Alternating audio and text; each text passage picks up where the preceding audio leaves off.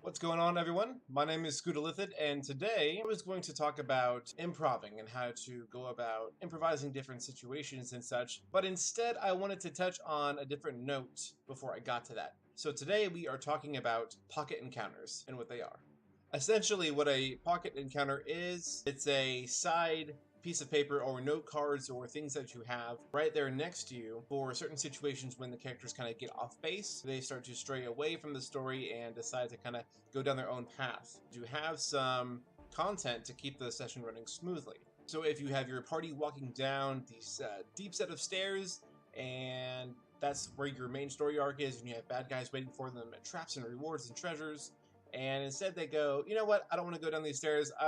Let's go climb this cliffside over here. You have nothing written, for the most part, as a DM for this random cliffside that you have drawn on the map and didn't even think the players were going to go towards. But with having pocket encounters, you can have these little side notes of things for them to do, for them to encounter, to keep the session running smoothly, like I've said before, and to have something there for the player so it doesn't feel like they're railroaded all the time. Like, no, you can't go on that cliffside because me as a DM, I don't have anything written, so no, you can't do that. That's the last thing that you want to tell your players.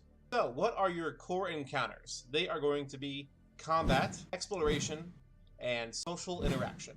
Now, for combat, it's kind of obvious what a combat encounter is. It's essentially your players fighting another group of enemies, or one large enemy, or several different types of enemies. So that would be your combat encounters. An example of a exploration encounter would be, say they got to the top of this cliffside, and there is this old arcane rune sitting there on top of an altar.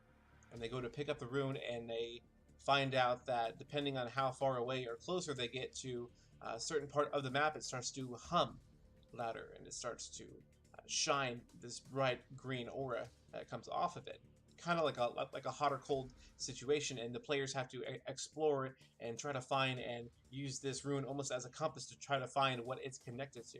That would be more so of a exploration encounter. For your social interactions, for those encounters, you can have players are trying to haggle or barter, or trying to get away from these bandits by trying to persuade them or trying to deceive them. Another thing you can have when they get into the tavern or the inn, you can have, say, a NPC challenge another player to a knife throwing contest and kind of implement that in your story and see where that goes. One thing that you want to do along with your actual story is in your encounters also leave some wiggle room for the players, because as we all know, players won't do anything that you want them to. They'll run off and they'll do their own thing, and that's just something you have to prepare for as a DM. So leave some wiggle room also in your encounters. You just want to hit the basic types of what the encounter is, who are the NPCs, if any, are involved, and what may possibly be the outcome of the situation.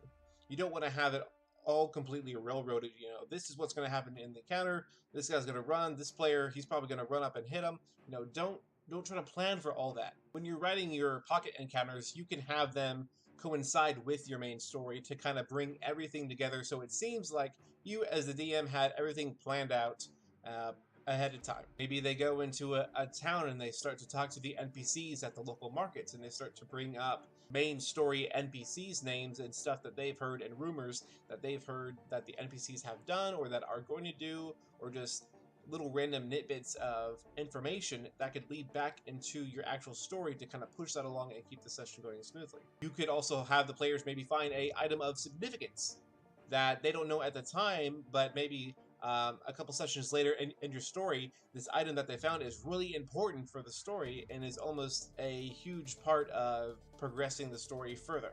There's a lot of things that you can do in your pocket encounters, your small little encounters that your players will come up against to tie into your main story, to keep everything running smoothly and to keep content there for the players. One big thing when you're running these pocket encounters is stay focused. The players won't have any idea that you don't have any content for them aside from these pocket encounters that you have written down, unless you give that away. You're kind of standing behind your DM screen and you're kind of just standing there looking blankly at all the players as they're running into the woods. You're kind of giving away, you know, I don't have anything planned for you guys, and you just kind of awkwardly stand there, you know, trying to think of, you know, what do I put here? What do I put here? But if they go into the woods and you're like, okay, let me see here, forest encounter, we'll do a exploration. And you put it in front of you and you have all that information written down, you know, the NPCs, what kind of encounter, you have something for the players. It's not going to be a problem. They're not going to have any idea that there was nothing there. If you don't use a encounter, just keep it. Recycle it. Use it for the next session. Use it for maybe 3 or 4 sessions down. Maybe they did a encounter and you can take it apart and put it back together again and mold it into something different for something new. That's what I do with a lot of my stuff. Is I'll keep, like I said, my old maps and encounters and my pocket encounters, and I've used stuff from 3 or 4 years ago that I've used, and looking back through all the maps and just taking it apart and reshaping it again for a newer session. That's all I have today for pocket encounters. I will go into improv and doing different improvisation stuff and how to go about doing that, especially as a new DM, because that's a big deal. Learning how to on the spot think of different things, different items, and all just that whole thing. So I'll probably do that video, I'm gonna say Friday, but that's it. If you guys have any questions or comments, let me know. If you enjoyed this video, like and subscribe, and I can keep busting out more content. It'll be fantastic. You guys are fantastic. You guys have a good day, good night, wherever you are, and I will see you guys later.